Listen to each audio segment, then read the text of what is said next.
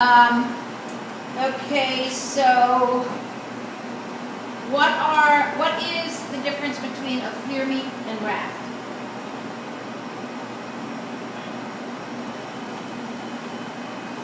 Go. Glad you stayed, by the way. clear meat and raft, guys. What's the difference?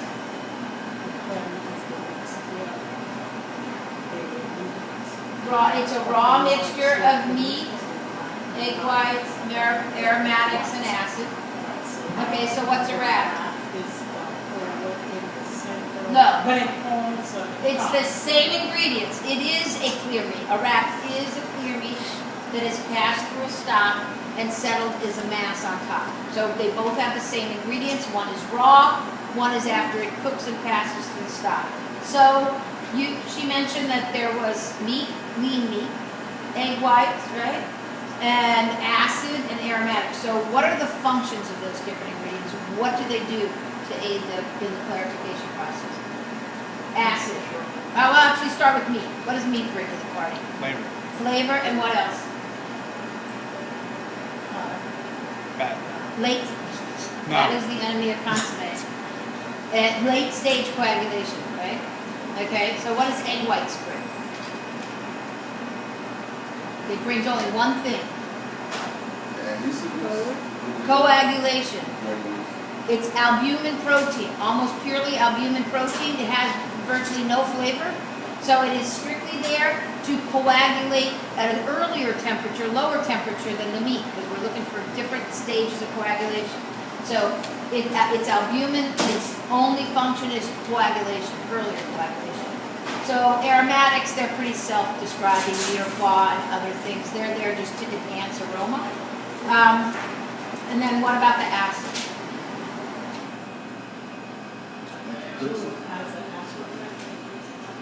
Functions. What does it function? What does it do? It starts early stage coagulation, remember? It starts, acid coagulates proteins, i.e. like ceviche. We put just enough in to start coagulation, but not to completely firm things. So we have 3 stages of coagulation. Okay. And you said the meat was Any lean meat. Fish, poultry, meat, any lean protein.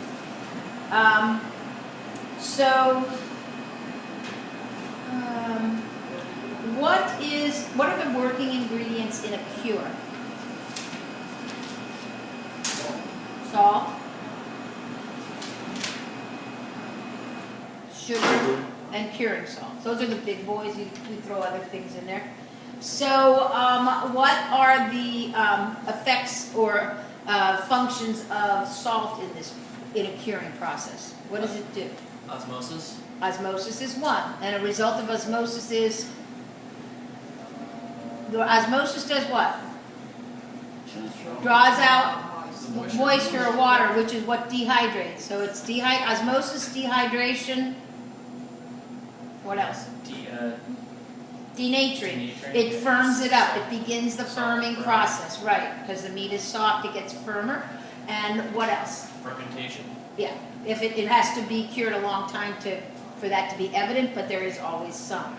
So what does salt do in the same process? Don't just read off your notes. You're really trying to tap back into your memory. Did I say salt? I meant sugar. Sugar. So sugar is paired with salt, often in cures. Why? What does it do that salt doesn't do? It helps retain more moisture. We get rid of what we call free salt, but it helps hold moisture and thereby flavor in. What else does it do? It makes the salt cure more palatable. Straight salt curing is very, very harsh on the palate. When we add sugar, it starts balancing it out. And the last thing it does is it brightens color. Instead of looking dull and gray, it'll stay pink, it'll stay moist looking, okay? So I said curing salt. What are the 2 major categories of curing salt that we learned about? Nitrite and sodium nitrite, sodium nitrate. Okay. So what's the difference between them? One is a long term and One, one's short term. but which one? You know, Short, nitrite, short. and what is it commonly called in the kitchen? And number 2, No, I1. Nitrite is one, short cure, short hold. And we most often call it cure number 1 or TCM. TCM stands for what? Tinted cure mix, okay? Technically, 1 and 2 are both that, but when you see it written TCM, always assume it's cure number 1, okay? So look, cure number 2, 8. Cure nitrate is longer cure, longer hold. What are the steps we take when we take a raw protein through smoking for preservative purposes? What are the step-by-step process? We have a raw chicken, we have a raw beef, we have something raw, and we want to take it all the way to ready to smoke or into the smoker. What are the intervening steps? What do we do first to it? No, what do we do first? What did we do? The week we started curing, what was the first thing we did to all of our meats? Brian. We cured it. That's step 1. We can't just throw it in the smoker. Botulism could happen, or the bacterial growth too rapid. So we have to cure it if we want to preserve it. Okay? So cure is step number 1. What's the second step? Rinse. We got to get that cure away from it because it gathers on the surface. If it's only been curing a short time, we rinse it briefly. Like the ham, we had it soaking for a couple of hours because it was curing for a week, okay? In the case of the bacon, there's such a fat cover that we can rinse that off pretty well. Okay, so we rinse it, or then what's the next step? Dry. Air drying it. So why is air drying so important? What does it bring to the final product that would not be there if we skip that stage? We could preserve without air drying, but what would happen? It would look ugly. It would look gray and dull. When we air dry it, Is that why their pancetta didn't look as good as ours did?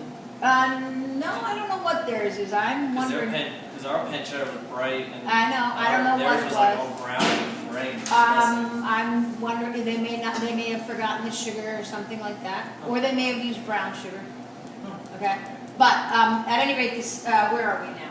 Okay, we're talking about the air drying. So air drying, what happens is the little bit of cure that's like a syrup on the top gets sticky. When we put it in the smoker, we get the smoke adheres and it turns a beautiful, amber color. What is that surface called?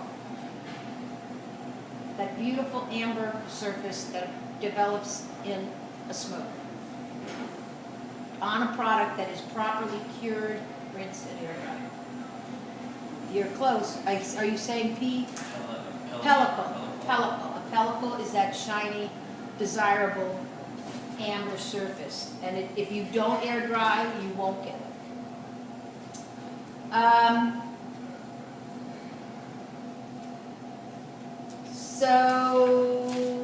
Well, let's talk a little bit. What is a confit? A traditional confit? Yes. Product is cooked in its own fat. Does everybody agree with that? What do you say? This is all about preservation, remember? Product that's cooked in its own fat. Or Is that the first step to confit? Oh, We want to preserve. That's why I said, what do we do when we're going to preserve? We're going to cure it for a period of time. So we did those legs overnight. They're small. They didn't take too long to cure. We rinsed them off and then we poached them in the fat. Okay? So when a confit is a cured protein that's poached and stored in rendered fat, often its own fat. Okay. What is caul fat? C-A-U-L. Caul fat.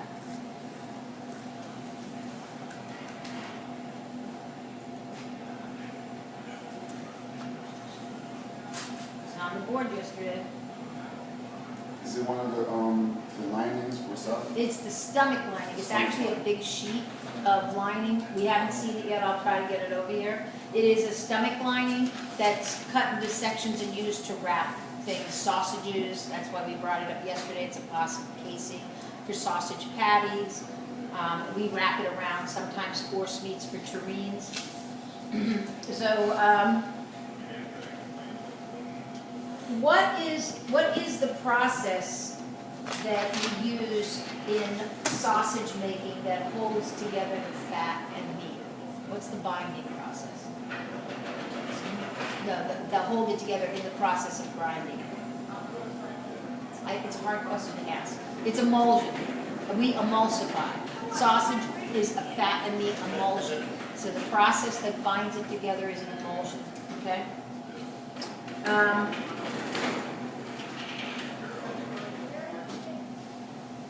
So we talked about what are the characteristics of fat we are going to use for force meats of any type. We've talked about sausages so far. What do we want in a fat? Go on, somebody know? Hard fat, but not rubbery fat. We want hard, firm fat that will not melt into oil or liquid when heated, not fully, okay? So name some examples I gave you yesterday. What's the most common ones? Fat fat. What else? Jowl fat, lumbar fat, lower back fat. I said for non-pork eaters, I often keep that really firm, crumbly white fat that you get on the top of major cuts of beef, top cuts, like from the top round or the rib or the really crumbly, dry, a really firm fat. Okay. That was preferred for sausage. Any kind of force meat. Sausages are a type of force meat.